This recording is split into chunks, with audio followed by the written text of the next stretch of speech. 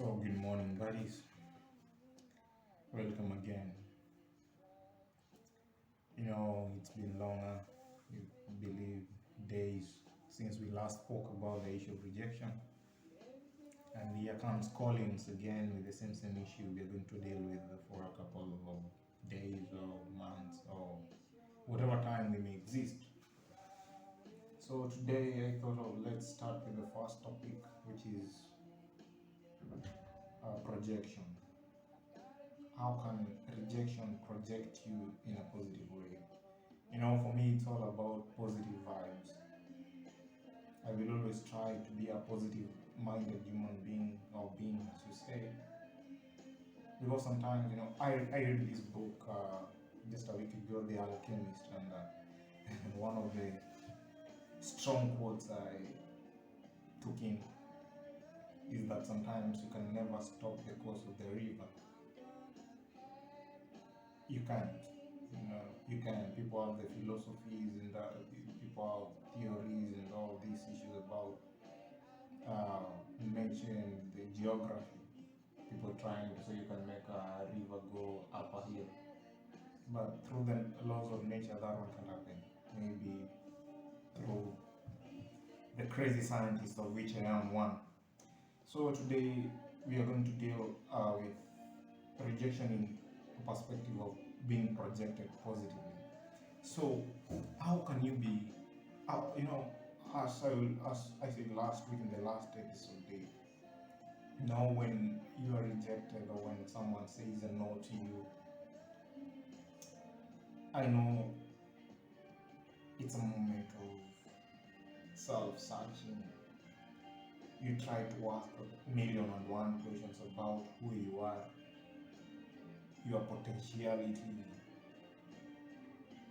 You question a lot about your physical looks, mostly when it comes to ladies. If maybe a chick or a lady went directly to a guy and told them that they like them, and the guy said that maybe because of these and these, or not even because of this, mostly given reasons, someone just says no, just a no. Sometimes they say it's not yet time for them to engage in, if it's a relationship, in relationship talks or matters, but it affects. And I know when one is given a no answer, it takes more than our brains to figure out what's happening.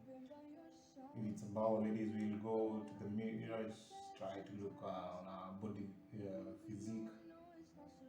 If it's about men, we'll try to question our ego, our vibes, and all this. Anyway, it's all about rejection. So how do you take it? So from my point of view, the first positive thing I realized myself personally have taken from rejection is the perspective of being projected positively. How can this happen? Many a times, maybe, as I said, after I finished my campus, I cannot deny I've written a couple of letters there before for the past years trying to look for a job, because every youth out there just like me and you, we want a comfortable life, we want to make both ends meet, but not in a lazy way, because surely I want to do something with my little learned stuff in school. But when you come to the real industry, there's this issue about networking, people knowing each other, all these issues. So I have been rejected many times in many big companies, and some have accepted me, and the offer they give is quite intimidating. So sometimes I reject that as well. But maybe I'm not the one who rejects, because maybe they are rejecting me tactically. It's a tactical or technical rejection, tactical rejection. So in a projective manner, I could say when someone rejects you, or when you're given that no, all about this episode, I'm sorry to break at this point, we are going to look at the positivity of being rejected. And the positivity in the word or in the term no. We should embrace the term no in our lives. It's part of the answers. Not always we get the yeses, and sometimes the yeses we get are a yes that is basically a no. So once I applied for a job in a company in Kenya. While I was in Kenya, I applied for a job, and they were trying to look so nice to me, looking at my papers, and they are praising me. You did this. Coming from a chemistry background, sometimes people try to, how did you go through these topics and all this, and they were amused by what I had done in my studies. But anyway, long story short, at the end of the day, they tell me no. They rejected me. And from that time henceforth, I started building this positivity in me that the worst that someone can ever tell me in life is a no when I expected a yes. And it won't hurt me because it's part of the answers. Because not all the things we ask for should come the way we want them. That is one thing that maybe we as youth we are affected most by. Sometimes we don't want to be told no. We don't. If I went to look, or if I wanted this to go with this chick, even if they are friends, and they tell me, Collins, today it's not possible. Sometimes it hits so hard, and I know. But it's part of the answers that you should expect when you are asking a question that is close-ended. So, when I was rejected, I started doing greater things. I remember I applied for jobs in county governments. I was almost at the verge of getting the job, but again, I was doing my freelancing gigs. And I thought that they are paying me a bit better. So, I was working under someone. I decided to have my own kind of a small business to do, because I thought, if I'm working for someone and I'm getting this, if I get serious with this thing, I can borrow the tactics that I've been learning and start my own biz or freelancing biz. And for sure, it worked out for me. And since then, I feel like I don't deserve to be employed by anybody. I'm not saying that I was earning so much, but for me, what I believe in is about survival. Survival all day long. I will choose survival over comfort and all these things, because I handle one day at a time, and that's I believe. That's my belief. I know it's my opinion, and I'm opinionated. So since then, I started doing my things. Working on my small business. It started doing better. Sooner or later, I got this offer to come maybe abroad, and I had to accept it, because for me, I cherish the challenges in life, because I knew I'm coming to a land which is not my home, far away from my parents, from my friends, probably the most loneliest place in the world. But I decided, let me go, because there were many, people have many theories and stereotypes about some countries, about racism and all these things and discriminations. But there are people who live there and they make it. So anyway, back to rejection. When in my life, I've just given an instance of being rejected at work. I've been rejected by people I thought we could be partners with. One thing people fear, and one thing I'm trying to overcome in my life, is change. Is the effect of change. We hate change. Maybe you were dating someone for 1-2 years and they decided, no, let's call it quits. And what comes in your mind is, how am I going to survive with these people? Because you've been fond of them, they have been part of your system. It's almost becoming a default setting that you must work with this boyfriend or this girlfriend. But remember, even our parents, the way they live, that's why they give the vows during their weddings, that in death, or when I don't know, They promise each other in times of happiness and in times of good, in times of joy and in times of mourning. So anything can happen in life. That's one thing you should know and I should know. So change is inevitable. I know we fear rejection, or we fear this term being told no to what we wanted in life, because we are not prepared for this change. That is the worst thing. Change is coming, but we are not prepared on this change because we don't know what angle or what perspective does it come with, or what are the terms and conditions for this change.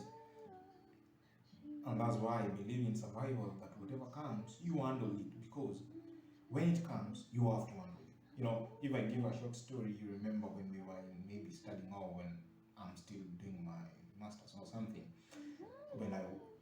when you're at whatever level you are studying at, we always have that phobia when we are going to do an exam, because you fail the consequences and all these things.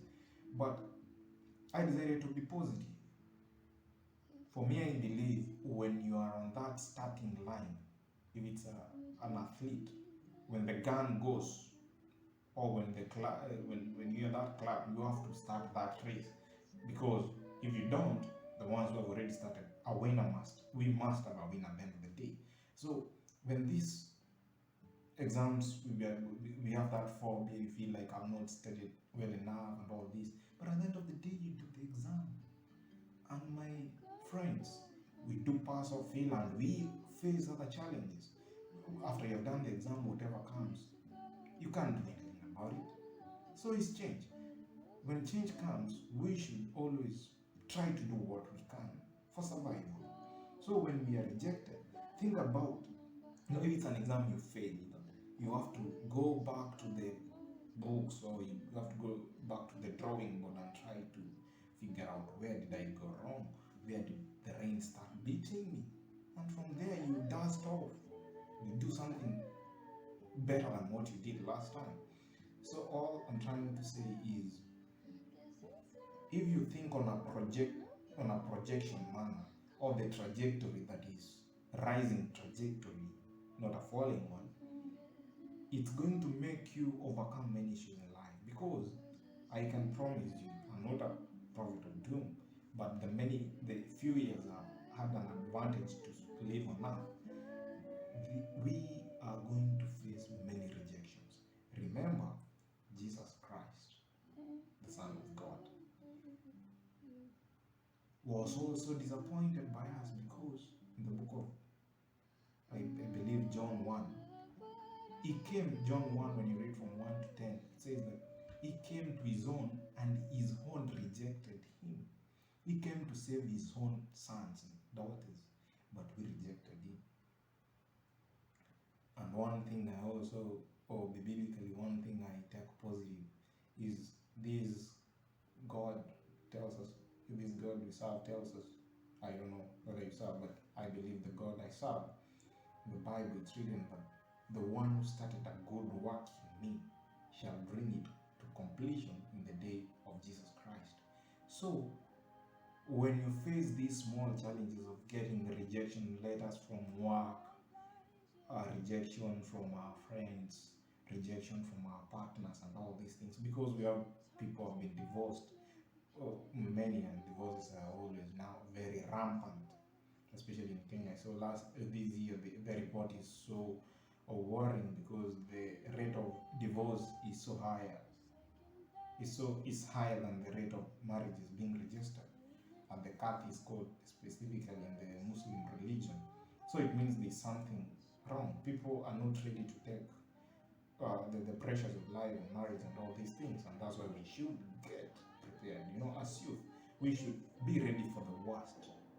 I remember one of my greatest teachers in high school always told us, math is difficult to some point, but he always told us that we should prepare for the worst. When the